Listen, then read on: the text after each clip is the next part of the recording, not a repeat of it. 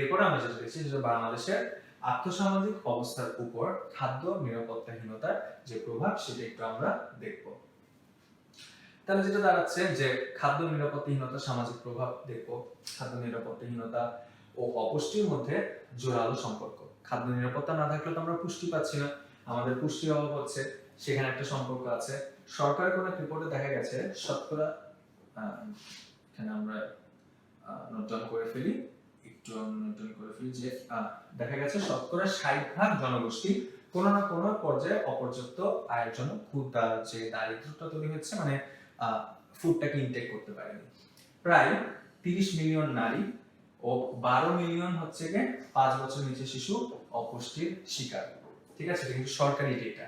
তাহলে এগুলোকে কিন্তু খুব ভালো হবে। শতকরা 60% জনগোষ্ঠী কোনো না কোনো সময়, তার ভিতরে 30 মিলিয়ন নারী, 12 মিলিয়ন 5 বছরের নিচে শিশু। বাংলাদেশ পৃথিবীর অন্যতম কম ওজনের জন্মগ্রহণকারী শিশুর দেশ, মানে স্টান্টিং প্রবলেম যেটা আমি বলেছিলাম যে আমাদের বাচ্চারা জন্মগ্রহণ করে কম ওজন নিয়ে। খাদ্য ঘাটতির কারণে বাংলাদেশ 3 ধরনের অপুষ্টি দেখা দেয়। এক পরিসংখ্যানে দেখা গেছে যে গর্ভবতী নারীদের শতকরা প্রায় হচ্ছে 60% হচ্ছে অপর্যাপ্ত ক্যালোরি গ্রহণের কারণে এই অপুষ্টির শিকার হয়। তার মানে যারা হচ্ছে গর্ভবতী নারী তাদেরই অ্যাকচুয়ালি হচ্ছে ক্যালোরি অপর্যাপ্ত থাকে, তা সেটা শতকরা হচ্ছে প্রায় 60%। তো এই জন্যই আমাদের অ্যাকচুয়ালি এই ধরনের সমস্যাটা হয়। এরপর আমরা যেটা দেখছি সেটা হচ্ছে নানাবিধ রোগ এবং হচ্ছে মাতৃ মৃত্যু। পৃথিবীর নানান দেশের মধ্যে বাংলাদেশ অন্যতম উচ্চ অপুষ্টির দেশ, যার কারণে দুর্বল মাতৃস্বাস্থ্য ও গর্ভবতী সেবা যা মা শিশু উভয়ের জন্যই ঝুঁকিপূর্ণ। সময় মতো ও অপর্যাপ্ত খাদ্যের অভাবে নারী ও শিশুরা নানাবিধ রোগে আক্রান্ত হচ্ছে। এখন আমরা যেটা দেখছি সেটা হচ্ছে যে এই খাদ্য নিরাপত্তাহীনতার যে অর্থনৈতিক প্রভাব। এখানে যেটা দেখছি প্রথমেই যে কম মজুরি এবং হচ্ছে কর্মক্ষমতা হ্রাস। একটি দেশের স্বল্প ও দীর্ঘমেয়াদী সামাজিক, অর্থনৈতিক ও রাজনৈতিক উন্নয়ন প্রধান হাতিয়ার হলো ক্ষুধা ও দারিদ্র্য। তাহলে এই পয়েন্টটা কিন্তু আমাদেরকে একটু নোট ডাউন করে নিতে হবে যে আমাদের এই যে বিষয়গুলো আছে এটা হাতিয়ার হলো ক্ষুধা ও দারিদ্র্য। কৃষিক্ষেত্রে নির্ভরশীল শ্রমিকরা চক্রাকারভাবে খাদ্য নিরাপত্তাহীনতায় ভোগে। তাহলে কৃষিক্ষেত্রে যে নির্ভরশীল শ্রমিকরা থাকে তারা স্বাভাবিকভাবে এটা হচ্ছে গিয়ে চক্রাকারভাবে হচ্ছে গিয়ে খাদ্য নিরাপত্তাহীনতায় ভুগে। বছরে একটা নির্দিষ্ট সময় কি হয় যে কৃষি জমিতে খুব কম সংখ্যক শ্রমিকের হচ্ছে প্রয়োজন হয়, তখন হচ্ছে গিয়ে কিন্তু তারা কিন্তু আর কাজ করে না। যখন আবার বেশি লোক লাগে তখন তাদেরকে নিয়োগ করা হয়, তখন কিন্তু কি হয় ওই সময় কিন্তু তারা হচ্ছে যেহেতু কর্মহীন, তাদের চাকরি নেই বা কৃষিক্ষেত্রে কাজ নেই, তখন যেটা হয় যে তারা কিন্তু খাদ্য নিরাপত্তায় ভুগছে। এবং যখন জমিতে ধান লাগানো হয় বিশেষ করে মার্চ, এপ্রিল ও অক্টোবর, নভেম্বর মাসে কাজের সুযোগ কম থাকে। তাহলে কোন টাইমগুলো, এটা কিন্তু নতুন করে খুব ইম্পর্টেন্ট। বছরের কোন সময় এই হচ্ছে কৃষি শ্রমিকরা নির্ভরশীল থাকে, সেটা হচ্ছে মার্চ, এপ্রিল ও অক্টোবর, নভেম্বর। ফলে এক্ষেত্রে নিয়োজিত কৃষি শ্রমিক কম মজুরি পায়, তারা কম পরিমাণ খাদ্য ক্রয় করতে পারে। ঠিক আছে, তাহলে যেটা হচ্ছে যে এই ক্ষেত্রে নিয়োজিত কৃষি শ্রমিকরা কম মজুরি পাচ্ছে, তারা হচ্ছে কম পরিমাণ খাদ্য ক্রয় করতে পারছে। এতে তারা খাদ্য নিরাপত্তাহীনতায় ভোগে এবং কম খাদ্য গ্রহণের কারণে তাদের কর্মক্ষমতা হ্রাস পাচ্ছে। এটা গেল এক। তারপরে যেটা হয় যে বেকারত্ব ও অর্থনৈতিক প্রবৃদ্ধির যে ঘাটতি। বিশ্ব খাদ্য কর্মসূচি, ঠিক আছে, WFP এর মতে বর্তমান সময়ে মারাত্মক ঘূর্ণিঝড় ও বন্যার কারণে খাদ্যমূল্য বৃদ্ধি, বৈশ্বিক মন্দার প্রভাব বাংলাদেশের অর্থনীতিতে পড়ে, সেটা হচ্ছে 2008 সালে, যার ধারাবাহিকতা বর্তমান সময় পর্যন্ত বিস্তৃত। এবং ঋণের সমস্যা। 2008 সালে বিশ্ব যে খাদ্য সংকট তৈরি হয় সেগুলো হচ্ছে গৃহস্থলী খরচের মধ্যে প্রায় 62% খাদ্যে হচ্ছে গিয়ে ক্রয় বাবদ হচ্ছে খরচ করা হয়, যেটা আবার 2005 সালের তুলনায় 10% কিন্তু বেশি দেখা যায়। তখন এই উচ্চ মূল্য ও তখন কি হয় যায় যখন বৈশ্বিক মন্দা চলে তখন তো বৈশ্বিকভাবে সবকিছুর দাম বৃদ্ধি পায়, তখন উচ্চ মূল্য হয়, খাদ্য ঘাটতি দেখা যায়, মানুষের কাছে টাকা কম থাকে, ব্যবধান দূর করতে গিয়ে গরিব লোকজন কিন্তু তখন ঋণগ্রস্ত হয়ে পড়ে। বর্তমানে মধ্যবিত্ত ও নিম্নবিত্ত আয়ের মানুষ তাদের আয়ের একটি বড় অংশই কিন্তু খাদ্যের পিছনে খরচ করে। এখন আমরা যে টপিকটা দেখবো এটা হচ্ছে খাদ্য নিরাপত্তায় বাংলাদেশের বর্তমান চ্যালেঞ্জ সমূহ। চলো দেখে নিই। এখানে আমরা দেখতে পাচ্ছি যে এশিয়ার দেশগুলোর মধ্যে বাংলাদেশে খাদ্য ঘাটতি তীব্রভাবে মোকাবিলা করার চেষ্টা করছে। আর খাদ্যাভাব সৃষ্টি হয় পিছনে যেসব চ্যালেঞ্জ কাজ করছে তা হলো যে আমাদের হচ্ছে কি আমরা দুর্যোগগুলো দেখতে পাই তা হচ্ছে ঘূর্ণিঝড়, পেনটা অন করে নিই, ঘূর্ণিঝড়, বন্যা, লবণাক্ততা, উচ্চ খাদ্যমূল্য, মধ্যস্বত্বভোগীদের দৌরাত্ম্য, পর্যাপ্ত খাদ্যের যোগান এবং অন্য দেশের সাথে যে খাদ্যদ্রব্যের যে অবৈধ বাণিজ্য ইত্যাদি। এগুলার সাথে আমরা এখন যে জিনিসটা দেখবো সেটা হচ্ছে পরিবেশগত চ্যালেঞ্জের বিষয়টা। আসলে যে জিনিসগুলো হয় যে অর্থনৈতিক চ্যালেঞ্জের পাশাপাশি এই পরিবেশগত চ্যালেঞ্জগুলোকেও আসলে আমাদের খাদ্য উৎপাদনের ক্ষেত্রে এগুলো আমাদেরকে ফেস করতে হয়। তাই আমাদের যে পরিবেশগত চ্যালেঞ্জগুলো যেগুলো আছে সেগুলো মোকাবেলা করতে যেও কিন্তু আমাদের অর্থনৈতিকভাবে কিন্তু অনেক ধরনের হচ্ছে কি প্রবলেম ফেস করতে হয়। তো আগে আমরা যে জিনিসটা দেখবো যে পরিবেশগত চ্যালেঞ্জের জন্য কি সমস্যাগুলো হচ্ছে সেগুলো একটু আমরা দেখে নিই। যেমন এখানে আমরা দেখছি হচ্ছে আবহাওয়া পরিবর্তন, যেমন হচ্ছে ঋতু পরিবর্তন, সমুদ্রের পানির স্তরের উচ্চতা বৃদ্ধি, বৈশ্বিক তাপমাত্রা বৃদ্ধি খাদ্য উৎপাদন বিঘ্নিত করে দিচ্ছে। হ্যাঁ, কৃষি বিজ্ঞানীরা ধারণা করেছেন যে আবহাওয়ার এই বিরূপ পরিবর্তনের কারণে চাল উৎপাদন প্রায় হচ্ছে 8% কমেছে। তাহলে আমরা যেটা মার্ক করব প্রায় 8% কি কমেছে, এই যে চালের উৎপাদন কমেছে। এবং আমরা দেখতে পাচ্ছি যে 2050 সাল নাগাদ 32% কমে যাওয়ার আশঙ্কা রয়েছে। তাহলে এটাও আমাদের অবজেক্টিভের একটা ইম্পর্টেন্ট জিনিস, 2050 সাল নাগাদ 32% কমে যাওয়ার আশঙ্কা রয়েছে।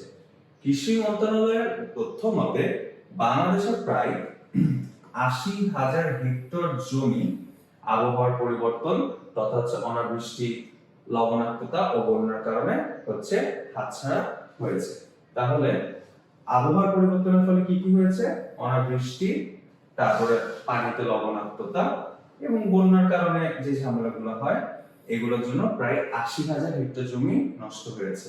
এছাড়া বিশেষজ্ঞদের মতে চাল উৎপাদন 80 মিলিয়ন টন 2050 সাল নাগাদ হ্রাস পাবে এবং তা প্রতি বছর প্রায় শতকরা 3.9 হচ্ছে হ্রাস পাচ্ছে। তাহলে কি দেখছি আমরা? চাল উৎপাদন 80 মিলিয়ন টন যেটা 2050 সাল নাগাদ হচ্ছে গিয়ে হ্রাস পাবে এবং তা প্রতি বছর প্রায় শতকরা কত হারে? 3.9 করে। ঠিক আছে, 3.9 শতকরা হারে হ্রাস পাচ্ছে। অন্য আরেকটা রিপোর্টে দেখা যায় যে বিজ্ঞানীরা ধারণা করেছেন যে 2005 থেকে 2050 সাল নাগাদ আবহাওয়া পরিবর্তনের কারণে প্রায় 26 বিলিয়ন ডলার খরচ বৃদ্ধি পাবে। তার মানে 2005 থেকে আগামী 2050 সাল এই যে সময়টা আমরা ধরে নিচ্ছি, এই 45 বছরে আমাদের যে ক্লাইমেট চেঞ্জ এটার জন্য প্রায় সর্বমোট 26 বিলিয়ন ডলার হচ্ছে খরচ বৃদ্ধি পাবে শুধুমাত্র কি খাদ্য নিরাপত্তা নিশ্চিত করতে এবং কৃষি পণ্যকে উৎপাদন করতে। তাহলে এই পয়েন্টগুলো আমরা মোটামুটি সবগুলো হচ্ছে গিয়ে নোট ডাউন করে ফেলি এবং নোট ডাউন করে এগুলো আমরা অবজেক্টিভের জন্য দেখে নিই। এরপরে যে আমরা টপিকটা দেখতে পাচ্ছি এটা হচ্ছে বারবার বন্যা, যেটা আমাদের দেশ বাংলাদেশ, আমরা একটা বদ্বীপ এবং আমরা আসলে খুবই দুর্যোগ প্রবণ একটা জায়গায় আমাদের দেশটা অবস্থিত ভৌগোলিকভাবে। সেখানে বন্যাটা হওয়াটা আমাদের দেশে কিন্তু খুব বেশি দেখা যায়। এখানে আমরা দেখতে পাই যে ঘন ঘন বন্যার কারণে পৃথিবীর অন্যতম ঘনবসতির দেশ বাংলাদেশে প্রতি বছর মোট কৃষি উৎপাদন প্রায় 20% নষ্ট হয়ে যাচ্ছে। ঠিক আছে, তাহলে আমরা যেটা দেখতে পাচ্ছি যে 20% আমাদের কৃষি উৎপাদন কিন্তু বন্যার জন্য নষ্ট হয়ে যাচ্ছে এবং যেটা প্রতি বছর। 2011 সালে প্রায় 1 মিলিয়ন জনগোষ্ঠীকে বন্যা সরাসরি ক্ষতিগ্রস্ত করে আর প্রায় 2 লাখ লোককে বাস্তুচ্যুত করে। তাহলে কত সালে? 11 সালে কতগুলো মানুষ? প্রায় 1 মিলিয়ন জনগোষ্ঠীকে বন্যা সরাসরি ক্ষতিগ্রস্ত করে এবং 2 লাখ লোককে বাস্তুচ্যুত করে। এছাড়া দেখতে পাই 2016 সালে হঠাৎ বন্যা ব্যাপকভাবে কৃষি উৎপাদনকে ক্ষতিগ্রস্ত করেছে এবং দেশের পানি ও পানি নিয়ন্ত্রণ বাঁধকেও ক্ষতিগ্রস্ত করেছে। এখানে আমরা যে জিনিসটা আমরা নোট ডাউন করব বিশেষভাবে, বন্যার কারণে আমাদের কৃষি উৎপাদন কত শতাংশ প্রতি বছর নষ্ট হয় এমন একটা প্রশ্ন আসে, তখন আমাদের অবজেক্টিভে 20% এটি একটু আমাদেরকে দেখতে হবে। এরপরে যেটা আমরা দেখছি সেটা হচ্ছে লবণাক্ততা বৃদ্ধি ও মাটির উর্বরতা হ্রাস। দরিদ্র ক্ষুদ্র কৃষকরা অতিমাত্রায় ক্ষতির শিকার হয় নিয়মিত লবণাক্ত পানির উত্তোলনে, যা মাটির উর্বরতা স্থায়ীভাবে নষ্ট করে। মিঠা পানির উৎসগুলো যেমন হচ্ছে নদী, পুকুর ইত্যাদি লবণাক্ত পানির কারণে নষ্ট হয়ে যাচ্ছে।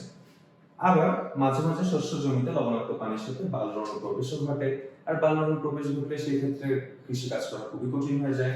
এভাবে বাংলাদেশের সমুদ্র উপকূলীয় এলাকাগুলোতে স্থায়ীভাবে জমির উর্বরতা কিন্তু হ্রাস পাচ্ছে।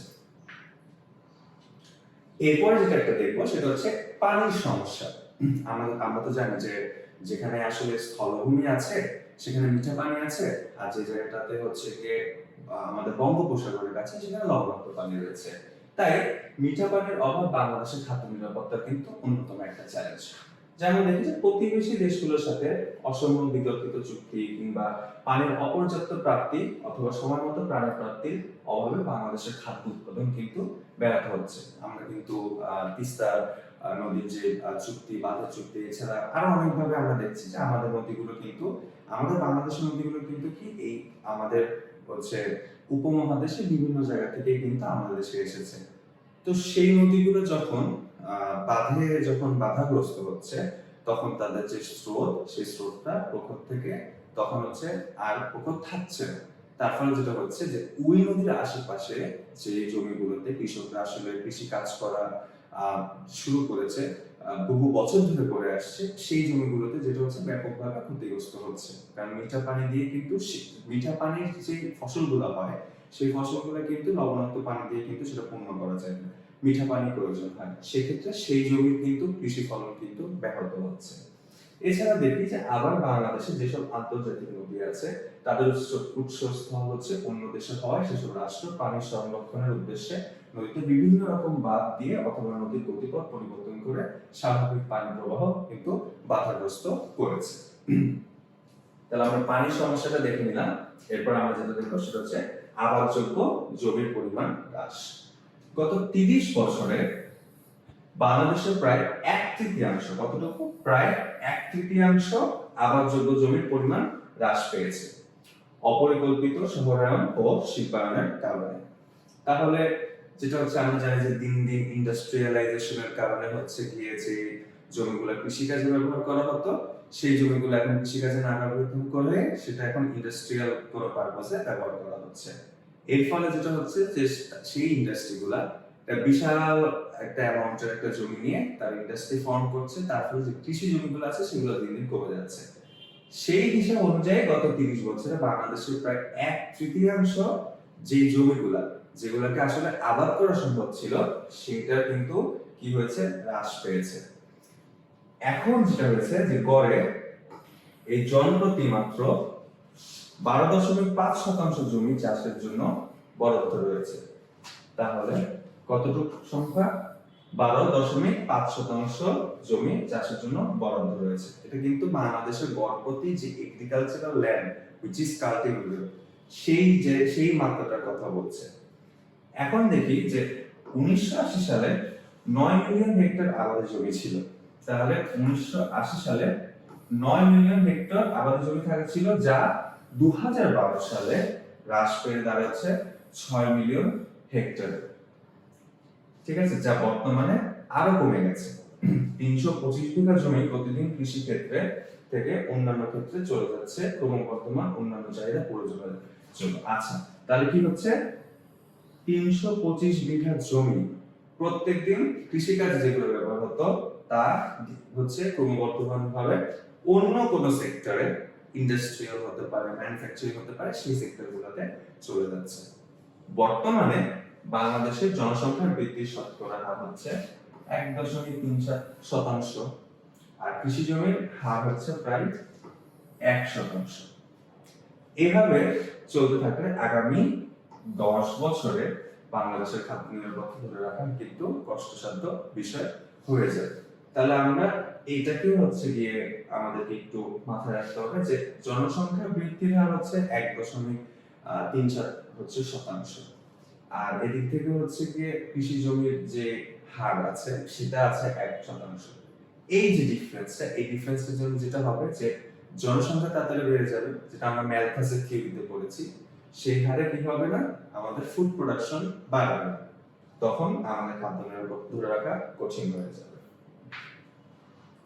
এরপরে পরিবেশগত চ্যালেঞ্জ দেখার পরে আমরা এখন যেটা দেখবো সেটা হচ্ছে আর্থসামাজিক সোশিও ইকোনমিক চ্যালেঞ্জগুলো কি আছে। আমরা দেখতে পাচ্ছি অধিক জনসংখ্যা, অতিরিক্ত ভোগ এবং হচ্ছে কম খাদ্য উৎপাদন যে একটা প্রবলেম বাংলাদেশে যে ট্রেন্ডটা দেখা যায় সেই সম্পর্কে আমরা একটু দেখে নিই। একটা সমীক্ষায় দেখা গেছে যদি প্রতি বছর 2 মিলিয়ন জনসংখ্যা বৃদ্ধি পায় এবং এই ধারা যদি অব্যাহত থাকে তাহলে নিশ্চিতভাবে তা খাদ্য নিরাপত্তার জন্য হুমকি সৃষ্টি করবে এবং 2050 সাল নাগাদ তা মারাত্মক রূপ ধারণ করবে। তাহলে হিসাবটা কিরকম, প্রতি বছর 2 মিলিয়ন জনসংখ্যা বৃদ্ধি পাচ্ছে এবং সেটা কি হচ্ছে খাদ্য নিরাপত্তার জন্য হুমকি হয়ে দাঁড়াচ্ছে, যেটা 2050 সাল যে এমন একটা অবস্থা ধারণ করবে তখন আসলে এই খাদ্য নিরাপত্তা ধরে রাখাটা খুব কঠিন হয়ে যাবে। অধিক জনসংখ্যার খাদ্য ঘাটতির মোকাবেলার জন্য প্রত্যেক বছর বাংলাদেশ প্রচুর পরিমাণে কি করতে হয়, আমাদেরকে গম আমদানি করতে হয়, যেটা কত গড়ে বছরে প্রায় হচ্ছে 2.5 মিলিয়ন টন। তাহলে এইটা আমাদেরকে একটু মাথায় রাখতে হবে, আমরা প্রত্যেক বছর গড়ে 2.5 মিলিয়ন টন গম আমাদেরকে আমদানি করে আমাদের হচ্ছে কি গমের যে চাহিদা আছে বাংলাদেশের বাজারে সেটা আমাদেরকে পূরণ করা হয়। এরপরে দ্বিতীয় যে আর্থসামাজিক সমস্যা রয়েছে সেটা হচ্ছে গিয়ে দারিদ্র। প্রায় 90% কৃষক ক্ষুদ্র ও হচ্ছে প্রান্তিক চাষী এবং 60%-এর বেশি গ্রাম্য জনগোষ্ঠী হচ্ছে ভূমিহীন অথবা তারা হিসাবে দেখা যায় যে 0.05 একরের ও কম ভূমির তারা মালিক হয়ে থাকে।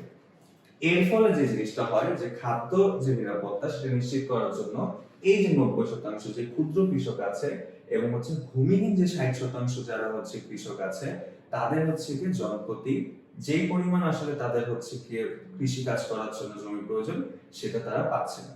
এর ফলে আমাদের খাদ্য নিরাপত্তার উপর ঘাটতি হচ্ছে। এরপর আমরা যেটা দেখি সেটা হচ্ছে যে অপর্যাপ্ত ঋণ সুবিধা, দরিদ্র কৃষকদের অগ্রিম ঋণ প্রদান করা হয় না আর তাহলে অপর্যাপ্ত থাকে এবং কৃষকেরা যেসব শস্য উৎপাদনে আগ্রহী হয় কি হয় সাধারণত এই যে দেখেন যে সারের উচ্চ মূল্য এবং উচ্চ মূল্যের যে বীজ আমরা যেটা পড়েছিলাম যে উপসি ফসলের জন্য যে বীজ এবং হচ্ছে যে কৃষি জমিতে যে কীটনাশক ব্যবহার করবে সেই কীটনাশকের জন্য যে পর্যাপ্ত যে তাদের যে অর্থ প্রয়োজন তারা কিন্তু জোগাড় করতে পারে না। ফলে সার্বিকভাবে যেটা হয় যে এটা আসলে মোট হবে সার্বিকভাবে মোট উৎপাদন কিন্তু কম হয়ে যায়। তাহলে আমরা ঋণ সুবিধা না পাওয়ারটা বুঝতে পারলাম। এরপর আমরা যেটা দেখবো সেটা হচ্ছে খাদ্যে ভেজাল থাকলে কি সমস্যা হয়। বর্তমানে বাংলাদেশে খাদ্য ভেজাল মারাত্মক আকার ধারণ করেছে। একটা সমীক্ষায় দেখা গেছে ঢাকা শহরের প্রায় 76% খাদ্যে ভেজাল রয়েছে।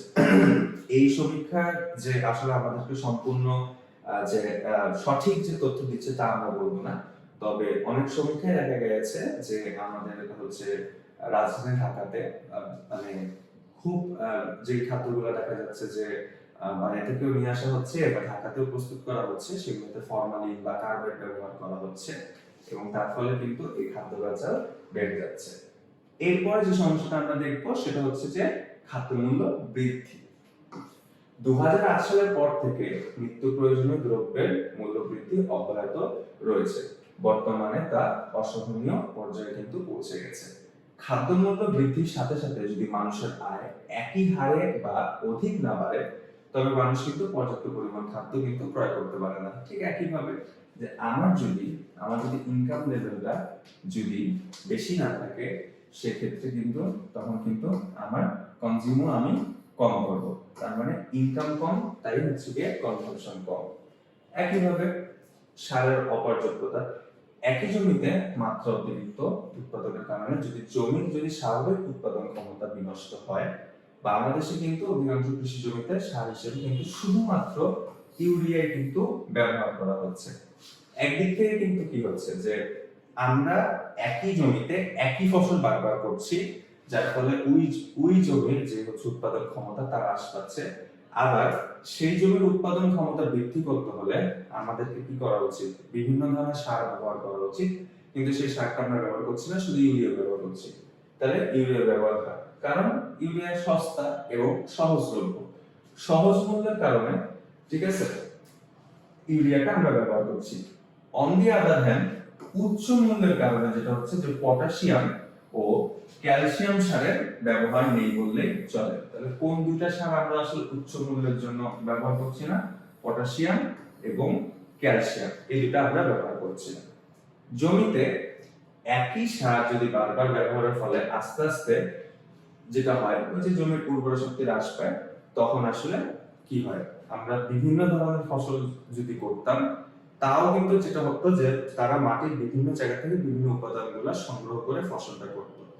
কিন্তু যেটা হয়, একই ফসল যদি আমরা বারবার একই জমিতে করি, তখন যেটা হয় যে ওই জমি কিন্তু তখন কি হয়, ওই জমিতে যেই একটা ফসল কিন্তু এক ধরনেরই হচ্ছে গিয়ে নিউট্রিশন কিন্তু নেয় মাটি থেকে, ফলে সেটা হ্রাস পায়।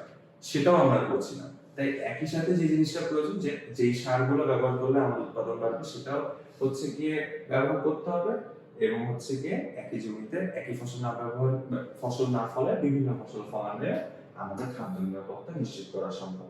এরপর উন্নত বীজের অভাব, বীজ সংরক্ষণ ও প্রক্রিয়াকরণ, এটাকে বীজকে সংরক্ষণ করে রাখা, সেটা প্রক্রিয়াজাতকরণ করা একটি খরচ সাপেক্ষ ব্যাপার।